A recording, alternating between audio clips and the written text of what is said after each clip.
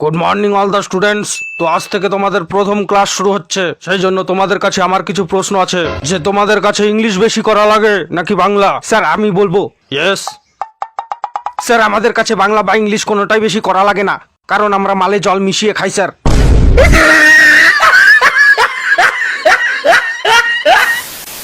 ইয়ে তোর লজ্জা করে না? তুই তোর বইগুলো ভাঙা চোরা বিক্রি করে দিয়ে এখন পরীক্ষার সময় পড়ার জন্য আমার বই নিয়ে টানাটানি করছিস। সারা বছর ফ্রি ফায়ার খেলে পরীক্ষার আগের দিন পড়াশোনা করে কেমন করে পরীক্ষা দিবি রে তুই? সারা বছর যতই পড়াশোনা হোক বা না হোক, আসল পড়াশোনা তো এক্সামের আগের দিনেই হয়। সঠিক বলেছেন, আপনার বুদ্ধি ভালো। আমরা নকল করেই পরীক্ষা দেব। What is a machine? তুই হাসছিস কেন রে? অ্যাকচুয়ালি স্যার, ছোট থেকে ইচ্ছা ছিল যে ইঞ্জিনিয়ারিং কলেজে পড়বো। আজ এই গাধাদের সাথে খুব মজা লাগছে স্যার। এবার আমি তোমার পেছন দিয়ে মজা বের করবো। বলো তুমি কি আবিষ্কার করেছো?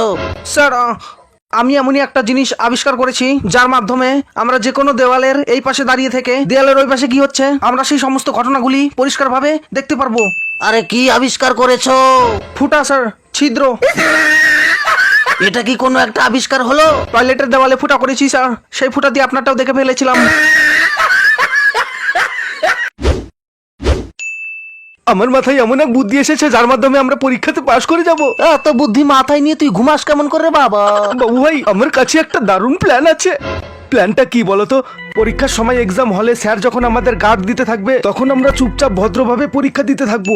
যখনই স্যার আমাদের সামনে আসবে, ঢুস করে পাত দেবো, আর পাদের গন্ধে স্যার রুম থেকে বেরিয়ে যাবে। আর তারপরে আমরা তিনজন মিলে নকল শুরু করব।